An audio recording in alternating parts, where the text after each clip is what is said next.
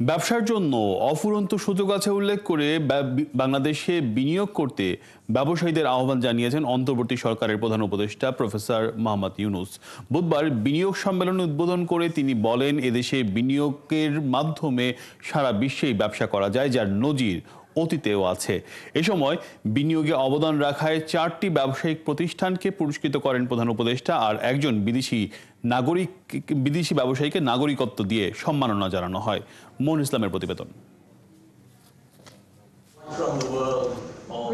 4 দিনের বাংলাদেশ বিনিয়োগ সম্মেলনের আনুষ্ঠানিক উদ্বোধন করা হয় বুধবার। প্রধান উপদেষ্টা ডক্টর মোহাম্মদ ইউনূস আনুষ্ঠানিকভাবে উদ্বোধন করেন সম্মেলনের।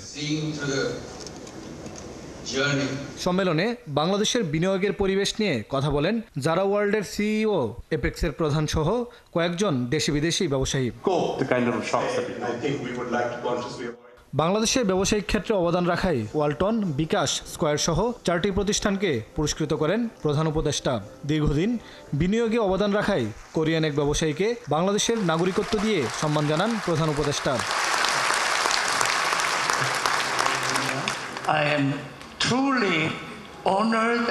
বাংলাদেশের নাগরিকত্ব পেয়ে আমি আনন্দিত। আমি নিজেকে বাংলাদেশের, বিশেষ করে চট্টগ্রামের নাগরিক হিসেবে ভাবতেই ভালো লাগছে। তবে সবচেয়ে বেশি আনন্দ লেগেছে প্রধান উপদেষ্টা প্রফেসর মোহাম্মদ ইউনূসের থেকে এই সম্মাননা পেয়ে। সম্মেলনে ব্যবসায়ীদের উদ্দেশ্যে কথা বলেন প্রধান উপদেষ্টা ডক্টর মোহাম্মদ ইউনূস। বক্তব্য শুরুতে 1971 সালের মহান মুক্তিযুদ্ধের কথা স্মরণ করেন তিনি। স্মরণ করেন 1974 সালের ভয়াবহ দুর্ভিক্ষের কথা। তাদের কথা বলতে গিয়ে আবেগপ্রবণ হয়ে পড়েন প্রধান উপদেষ্টা। 1974 সালে বাংলাদেশে ভয়াবহ দুর্ভিক্ষ হয়। এতে না খেতে পেরে 15 লাখ মানুষ মারা যায়। খাবার না পেয়ে এতগুলো মানুষের মৃত্যু ঘটেছে এই দেশে।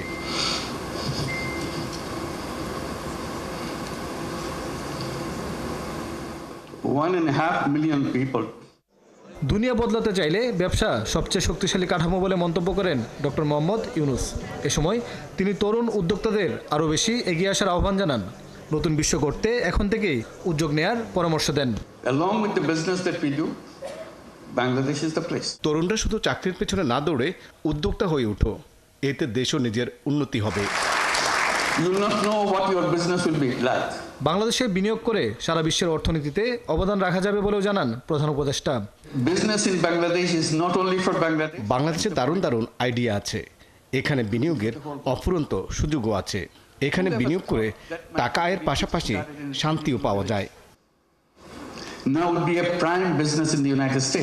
বাংলাদেশ বিনিয়োগ সম্মেলনের উদ্বোধনী অনুষ্ঠান পরিচালিত হয়েছে স্টারলিংকের ইন্টারনেট দিয়ে, যার মাধ্যমে বুধবার থেকে পরীক্ষামূলকভাবে শুরু হলো স্টারলিংকের বাংলাদেশি যাত্রা। মন ইসলাম, 71, ঢাকা।